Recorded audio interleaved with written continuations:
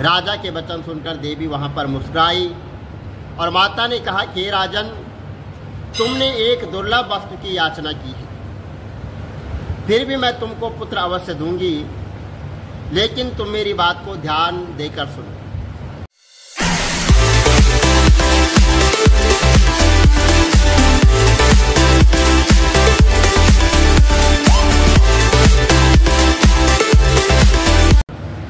हरि ओम वंदे देवो मां पतेशुरगुरुं वंदे जगत्कारणं वंदे पन्नकभूषणं मृगद्रहं वंदे पशूनां पते वंदे शूरशांकवन्दिनयनं वंदे मुकुन्दं प्रियां वंदे भक्तजनार्तिश्रियं वंदे शिवं शङ्करं।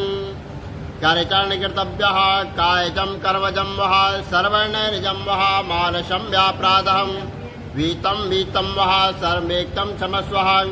जय जय करुणावंदे श्री महादेव शंभो नमः। बोलो शंकर भगवान की जय, विष्णु भगवान की जय। 7वां अध्याय। भगवान सदाशिव ने सनत कुमार से कहा कि अब मैं मंगलवार के व्रत का माहात्म्य सुनाऊंगा, आप सभी लोग ध्यानपूर्वक सुने। इस व्रत के करने से वैवध्य का नाश होता है और विवाहोत्तर 5 वर्ष तक इस व्रत को करना चाहिए। इस व्रत का नाम मंगला गौरी व्रत है और यह व्रत ताप को नाश करने वाला है। यानी विवाह के पश्चात पहले मंगलवार के दिन इस व्रत को आरंभ करना चाहिए और सुंदर सा पुष्प मंडप बनाकर उसे कादरी स्तंभों से सुशोभित करना चाहिए। मंडप में जो है देवी की प्रतिमा बनाकर वहां पर स्थापित करनी चाहिए और अपने सामर्थ्य अनुसार वहाँ पर भगवान की प्रतिमा बनवाएं, उसकी पूजा करें और उसके बाद प्रतिमा की पूजा अर्चना करने के बाद मंगला गौरी की प्रतिमा उसके 16 उपचार करने चाहिए और 16 दुर्व दलों से और 16 चिड़चिड़ा दलों से और 16 चावल 16 चने की दाल से दानों से भगवान माता गौरी की वहाँ पर जो है पूजा अर्चना करनी चाहिए 16 बत्तियों से, और उन 16 बत्तियों का एक दीपक होना चाहिए। वहाँ पर उसको जलाकर भक्ति द्वारा दही तथा चावलों का नैवेद्य समर्पण करना चाहिए। देवी की मूर्ति के पास सिल्लोड़ा रखना चाहिए। इस तरह 5 वर्ष तक व्रत करने चाहिए। फिर उद्यापन करके माता को वायन देना चाहिए और इस वायना के संबंध में मैं आप सबको बताता हूँ। मंगला गौरी की एक पल की प्रतिमा वहाँ बनानी चाहिए, आधे पल अथवा प्रतिमा वहाँ पर जितनी अपनी सामर्थ्य हो वो उसके हिसाब से बनानी चाहिए और वहाँ पर जो है चावलों से उसको भरना चाहिए। उस घड़े के ऊपर कपड़ा रख के और चोली वहाँ पर रखनी चाहिए देवी के नज़दीक, जैसे कि ऊपर कि कहा आया हुआ कि सिल्लोड़ा वहाँ पर रखना चाहिए और उस पर अपनी सामर्थ्य के अनुसार माता के विभिन्न प्रकार के श्रृंगार वस्त्र आदि वहाँ पर रखने चाहिए और वहाँ पर जो है 16 श्रृंगार वहाँ पर माता के निमित्त रखने चाहिए।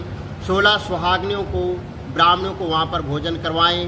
हे सनत कुमार, इस प्रकार व्रत करने से 7 जन्म तक अटल सौभाग्य तथा पुत्र पौत्र और संपत्ति आदि सब अपने आप प्राप्त हो जाया करते हैं।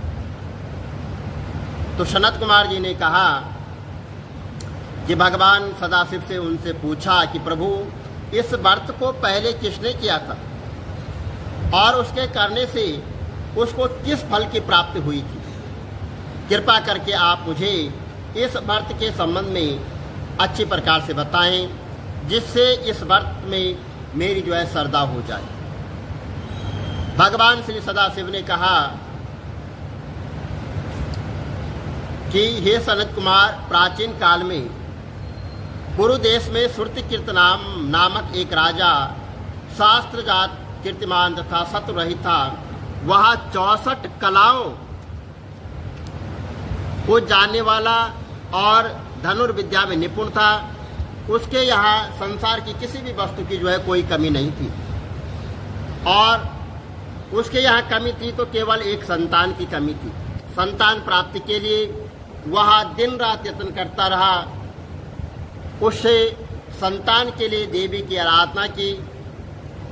एक दिन रात वह यत्न करता रहता और संतान के लिए वह माता भगवती गौरी माता की जो है आराधना कर रहा था। एक दिन देवी ने उसकी आराधना से प्रसन्न होकर उसे साक्षात दर्शन दिए और कहा कि हे श्रुतिकीर्त, तुम जो है वर मांगो। तो राजा श्रुतिकीर्त ने कहा, माँ, यदि आप मुझ पर प्रसन्न हैं तो मुझे एक पुत्र दे। आपकी कृपा से मेरे यहाँ धन धान्य आदि किसी चीज की कोई कमी नहीं है। बस एक पुत्र, सुख को छोड़कर मेरे यहाँ सब आनंद है। राजा के वचन सुनकर देवी वहां पर मुस्कुराई और माता ने कहा कि राजन, तुमने एक दुर्लभ वस्तु की याचना की है, फिर भी मैं तुमको पुत्र अवश्य दूंगी, लेकिन तुम मेरी बात को ध्यान देकर सुनो। तुम्हारे यहाँ जो पुत्र होगा वह अत्यंत गुणवान भी होगा, किंतु वह 16 वर्ष से अधिक जिएगा नहीं। हाँ, यदि एक सुंदर अथवा विद्याविहीन पुत्र होगा तो वह बहुत समय तक जीवित रहेगा। देवी की बात सुनकर राजा चिंताग्रस्त हो गया। उसने अपनी रानी से बात की और फिर उसकी बात से गुण संपूर्ण लक्षण युक्त 16 वर्ष की आयु वाला पुत्र मांगा। देवी ने कहा कि हे राजा, मेरे मंदिर के मुख्य द्वार पर आम का पेड़ है। मेरी आज्ञा है कि तुम उस पेड़ से एक आम तोड़कर अपनी रानी को खाने के लिए दो। उसको खाने से रानी को अवश्य जो है गर्व रहेगा। राजा ने प्रसन्न होकर देवी के मंदिर के मुख्य द्वार पर जो आम का पेड़ था वहां से एक आम तोड़कर अपनी पत्नी को खाने के लिए दिया। रानी ने देवी के आदेश अनुसार फल खाया और 10 मास के पश्चात उसके यहाँ देव पुत्र तुल्य पुत्र वहां पर पैदा हो गया। हर शोक से संपन्न राजा ने राजकुमार का जात कर्म आदि कर्म किया और भगवान सदाशिव का ध्यान रखकर उसका नाम चिरायु रखा। लड़का अपने माता पिता की देखरेख में चांद की तरह बढ़ने लगा। दिन बीतते चले गए और उसका 16 वर्ष प्रारंभ हो गया। राजा रानी दोनों को चिंता सताने लगी। राजा ने सोचा, मैंने यहाँ पुत्र बड़े कष्ट से प्राप्त किया है, अपनी आंखों से मैं इसकी मृत्यु कैसे देख सकता हूँ। यहाँ विचार करके उसने राजकुमार को अपने मामा के साथ काशी भेज दिया। जाने के समय रानी ने अपने भाई से कहा, तुम कटकर्ण का वेश धारण करके राजकुमार को काशी ले जाओ। मैंने इसके जन्म से पूर्व भगवान सदाशिव से प्रार्थना की थी कि हे प्रभु, पुत्र प्राप्ति पर मैं उसे जगतपति की यात्रा के लिए भेजूंगी। तुम इसको इसी समय काशी ले जाओ, इसकी देह प्राण की रक्षा करना। रानी का भाई अपनी बहन की बात सुनकर अपने भांजे को साथ लेकर काशी चला गया और कई दिन की यात्रा के पश्चात वह आनंद नगर में पहुंच गया। वहां पर वीरसेन नाम का एक राजा वहां पर राज करता था, जो कि शास्त्र ज्ञानता, कीर्तिमान तथा शत्रु रहित था। उस राजा की कन्या मंगला गौरी अपने रूप लावण्य के कारण चौ और प्रसिद्ध थी। मानो वह राजकुमारी आकाश के चांद की तुलना में धरती पर चांद थी। जिस समय राजकुमार चिरायु तथा उसका मामा आनंद नगर के शहर से बाहर के शाही बगीचे में पहुंचे उस समय राजकुमारी मंगला गौरी अपनी सखी सहेलियों के साथ खेल रही थी और राजकुमार चिरायु तथा उसका मामा खेलती हुई लड़की को देखने लगे और खेलती हुई लड़कियों में से एक ने क्रोध से भरकर राजकुमार को कहा कि उस बालिका को क्रोध और दुर्वचन कहते देखकर राजकुमारी ने उस बालिका से कहा कि हे सखी, तुम दुर्वचन क्यों कहती हो? मेरे संग अयोग्य वाणी बोलने वाली कोई भी स्त्री नहीं है। देखो, मंगला गौरी के प्रसाद एवं मंगला गौरी व्रत के प्रभाव से मेरे हाथ से जिसके माथे पर चावल गिर जाए उसके साथ मेरा विवाह हो जाना, और यदि वह थोड़ी आयु वाला भी हो तो भी चिरायु हो जाएगा। इसके बाद सब बालिकाएं अपने अपने घर को लौट आई।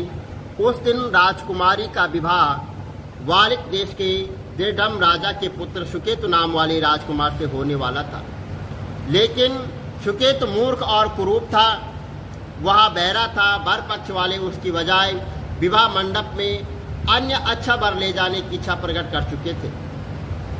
विवाह के पश्चात सुकेतु के बजाय वह वर को वहां से उन्होंने भगा दिया और सुकेतु वैक देश को अपनी पत्नी लेकर वहां से लौट जाएगा। ऐसा विचार करके वर पक्ष के कुछ सदस्य चिरायु के पास जाकर उसके मामा से कहने लगे, क्या बालक तुम हमें दे दो, इसके द्वारा हमारा जो कार्य सिद्ध होने वाला है।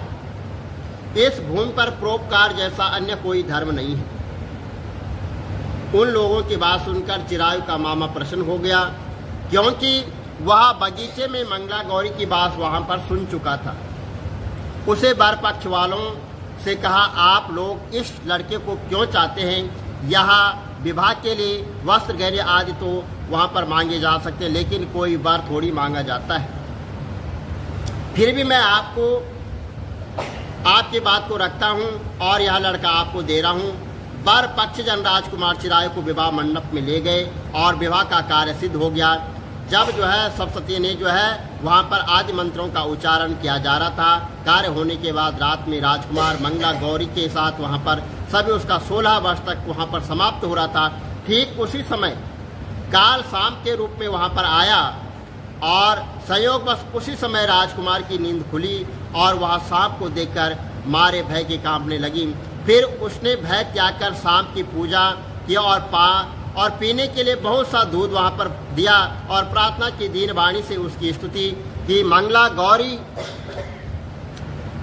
ने कहा कि मैं उत्तम व्रत करूंगी, मेरे पति देव वो जीवित हो जाए और मैं चिरंजीव हूं। देखते देखते सांप कमंडल में प्रवेश कर गया और अपनी कुंच और चोली से राजकुमारी कमंडल का मुख उसने वहां पर बांध दिया। उस समय राजकुमार अपने शरीर के अंगों को ऐंठते हुए जाकर उठकर बैठ गया। उसने राजकुमारी ने माता के समीप जाकर लड्डू आदि लाकर राजकुमार को खाने के लिए दिए। राजकुमार ने प्रसन्न होकर भोजन किया और हाथ धोते समय उसके हाथ से अंगूठी वहां पर गिर गई। वह पान खाकर दोबारा वहां पर सो गया। उसके सोने के बाद राजकुमारी कमंडल को बाहर फेंकने के लिए गई, लेकिन विधि के विधान से बाहर जाते समय चमकते हुए हार की चमक देखकर चकित रह गई। उसने उस घट के स्थिति में हार को अपने गले में पहन लिया। थोड़ी रात बाकी रहने पर चिरायु का मामा आकर उसे ले गया और चिरायु के जाने के बाद वर पक्ष जन सुकेतु वहां पर ले आए और उसे मंगला गौरी ने जब सुकेतु को देखा तो कहा कि यहाँ मेरा पति नहीं है। इस वर पक्ष जनों ने राजकुमारी से कहा कि हे देवी, यह तुम क्या कह रही हो? यदि कोई पहचान हो तो कहो। मंगला गौरी ने कहा कि रात को मेरे पति ने जो मुझे जड़ायु हार दिया है, उस हार के रत्नों की सुंदरता यहाँ बतलाए, यह कोई अन्य ही है। रात्रि में अम्रसेचन केश में मेरे पति केशर युक्त पद और वहां पर सब लोगों ने उसको देखा। रात के समय मेरे और मेरे पति के बीच जो बातचीत हुई और हमने क्या भोजन किया वह यह बताए तो यह मेरा पति होगा। वहां पर मंगला गौरी की बात सुनकर वर पक्ष जनों ने कहा कि ठीक है, लेकिन सुकेतु उपरोक्त प्रश्नों में से किसी एक का भी उत्तर वहां पर नहीं दे सके। इस प्रकार कल्याण कक्ष वालों ने उसके साथ राजकुमारी को भेजने से इनकार कर दिया और वर पक्ष जन अपना सा मुँह लेकर जैसे आए थे वैसे ही वहां से लौटकर चले गए। और मंगला गौरी के पिता महाराज वीरसेन ने प्रसन्न होकर एक महान यज्ञ रचाया। उसने यह भी सुना कि वर पक्ष जन किस प्रकार अपने कुरूप राजकुमार के बजाय किसी अन्य सुंदर युवक का विवाह के मंडप में वहां पर ले आए थे और उसके साथ मंगला गौरी का विवाह हुआ था। अब मंगला गौरी राजमहल के बरामदे में एक चिकओट लगाकर वहां पर बैठी हुई थी और प्रत्येक आते जाते यात्री को देखने लगी ताकि उनमें से कहीं उसे चिरायु दिखाई दे। उधर मामा के साथ वहां पर उसका आना हुआ। जो ही वह चिक के सामने से वहां से निकल रहा था तब मंगला गौरी ने उसे देखकर कहा, पिताजी मेरे पति आ गए। राजा ने तुरंत ही मामा भांजे को राजभवन के भीतर बुलाया और मंगला गौरी की बतलाई हुई सब निशानियां चिरायु के उसके पास मौजूद थी। राजा ने वस्त्र, वर्ण, अवश्य गज और रथ तथा अन्य बहुत सी चीजों के साथ मंगला गौरी चिरायु के साथ उसका विवाह वहां पर संपन्न हुआ। उसके बाद चिरायु राजवीर सेन से विदा लेकर जब अपनी पत्नी एवं मामा के साथ कुल नंद सेना सहित अपने नगर को गया, जब उसके माता पिता ने लोगों के मुख से उसकी वापसी के संबंध में सुना तो उन्हें इस बात का कोई विश्वास नहीं हुआ। वह सोचने लगे कि भाग्य के विपरीत कैसे हो सकता है, जो भाग्य में लिखा है वही होगा। वह अभी यह सोच ही रहे थे कि राजकुमार चिरायु ने माता पिता के चरणों में प्रणाम किया। माता ने उसका सिर और उसके आनंद का कोई बर पार न रहा। उसने अपने पुत्र वधु को अपनी गोद में बिठाकर उसे सारा हालचाल पूछा। भगवान शंकर बोले, हे महामुनि, मंगला गौरी उसको व्रत मातम तथा पिछला समस्त घटनाक्रम बतलाया। हे सनत कुमार, मंगला गौरी के कारण ही तभी से यह व्रत मंगला गौरी के नाम से प्रसिद्ध हुआ। इसे जो कोई सुनेगा अथवा इसका कीर्तन करेगा उसके सभी मनोरथ सिद्ध हो जाएंगे, इस पे कोई भी संशय नहीं है। श्री सूत जी बोले कि हे ऋषिगण, भगवान शंकर ने सनत कुमार से इस व्रत को कहा और वह कार्य की सिद्धि वाले व्रत को सुनकर गदगद हो उठे। उनको इसके सुनने से परम पद की प्राप्ति हुई। बोलो शंकर भगवान की जय, विष्णु भगवान की जय। सोमवार व्रत कथा। एक नगर में बहुत धनवान साहूकार रहता था, जिसके घर में जो है किसी प्रकार की कोई कमी नहीं थी, परंतु उसको एक बहुत बड़ा दुख था कि उसके कोई पुत्र नहीं था। वह इसी चिंता में दिन रात दुखी रहता था। वह पुत्र की कामना के लिए प्रत्येक सोमवार को भगवान शंकर के मंदिर में जाता, व्रत पूजन किया करता था और सायकाल को शिव मंदिर में जाकर भगवान शंकर के सन्मुख दीप जलाया करता था। उसके इस भक्ति भाव को देखकर एक समय माता पार्वती जी ने भगवान शंकर से कहा कि महाराज, यह साहूकार आपका अनन्य भक्त है और सदैव आपका व्रत पूजन बड़ी श्रद्धा से करता है, इसकी मनोकामना पूर्ण करनी चाहिए। तो भगवान शंकर ने कहा, हे पार्वती, यह संसार कर्म क्षेत्र है। किसान खेत में जैसा बीज बोता है वैसा ही फल काटता है, उसी तरह इस संसार में जैसा कर्म करते हैं वैसा ही फल भोगते हैं। पार्वती जी ने अत्यंत आग्रह से कहा, महाराज, जब यह आपका अनन्य भक्त है और इसको यदि किसी प्रकार का दुख है तो उसको जो है अवश्य दूर करना चाहिए, क्योंकि आप सदैव अपने भक्तों पर दयालु रहते हैं और उनके दुखों को दूर करते हैं। यदि आप ऐसा नहीं करोगे तो मनुष्य आपकी सेवा तथा व्रत क्यों करेंगे। पार्वती जी का ऐसा आग्रह देखकर भगवान शंकर जी कहने लगे कि हे पार्वती, इसके कोई पुत्र नहीं है, इसी चिंता में यह अति दुखी रहता है। इसके भाग्य में पुत्र न होने पर भी मैं इसको पुत्र प्राप्ति का वर देता हूं, परंतु वह पुत्र केवल 12 वर्ष तक जीवित रहेगा, उसके पश्चात वह मृत्यु को प्राप्त हो जाएगा। इससे अधिक मैं इसके लिए कुछ नहीं कर सकता। यह सब बातें साहूकार भी सुन रहा था। इससे उसको न कुछ प्रसन्नता हुई और न दुख हुआ। वह पहले जैसे ही भगवान शंकर का व्रत और पूजन कर रहा था वैसे ही करता रहा। कुछ काल यानी कुछ समय बीत जाने पर वह साहूकार की स्त्री गर्भवती हुई और 10वें महीने में उसके गर्भ से एक अत्यंत सुंदर पुत्र की प्राप्ति हुई। साहूकार के घर में बहुत खुशी मनाई गई, परंतु साहूकार को केवल 12 वर्ष की आयु जानकर अधिक प्रसन्नता नहीं हुई और न ही वह भेद उसने किसी को बताया। जब वह बालक 11 वर्ष का हो गया तो बालक की माता ने उसके पिता से उसके विवाह आदि के लिए कहा, तो साहूकार कहने लगा कि अभी मैं इसका विवाह नहीं करूंगा, अपने पुत्र को काशी पढ़ने भेजूंगा। फिर साहूकार अपने साले अर्थात बालक के मामा को बुलाकर उसको बहुत सा धन देकर कहा कि तुम इस बालक को काशी पढ़ने ले जाओ और रास्ते में जिस स्थान पर भी वहाँ पर रुकोगे तथा वहाँ पर यज्ञ तथा ब्राह्मणों को वहाँ पर भोजन कराते जाना। वहाँ दोनों मामा भांजे यज्ञ करते हुए ब्राह्मणों को भोजन कराते जा रहे थे और रास्ते में उनको एक शहर वहाँ पर पड़ गया। उस शहर में राजा की कन्या का विवाह हो रहा था। दूसरे राजा का लड़का जो विवाह करने के लिए बारात लेकर आया था वहाँ एक आंख से काना था। उसके पिता की इस बात को बड़ी चिंता थी कि कहीं वर को देखकर कन्या के माता पिता विवाह में किसी प्रकार की अड़चन पैदा न कर दें। इस कारण जब उसने अति सुंदर सेठ के लड़के को देखा तो मन में विचार किया कि क्यों न दरवाजे पर जो पूजन इत्यादि होता है इस लड़के से करवा कर इससे काम चला जाए। ऐसा विचार कर वर के पिता ने लड़के के मामा से बात की तो वह राजी हो गए और फिर लड़के को वर के कपड़े पहनाकर तथा घोड़ी पर चढ़ाकर दरवाजे पर ले आए और वहां पर सब कार्य प्रसन्नतापूर्वक वहां पर कर लिया। वर के पिता ने फिर सोचा कि यदि विवाह का कार्य भी इस लड़के से करा लिया जाए तो इसमें क्या बुराई है। ऐसा विचार कर लड़के और उसके मामा से कहा, यदि आप फेरों और कन्यादान में भी कन्यादान के काम को भी करा दे तो आपकी बड़ी कृपा होगी, मैं इसके बदले आपको बहुत सा धन दूंगा। और तब उन्होंने यहाँ भी स्वीकार कर लिया और विवाह कार्य भी अच्छी तरह से संपन्न हो गया। परंतु जिस समय लड़का जाने लगा तो उसने राजकुमारी की चुंदरी के पल्ले पर लिख दिया कि तेरा विवाह मेरे साथ हुआ है, किंतु जिस राजकुमार के साथ तुमको भेजेंगे वह एक आंख से काना है।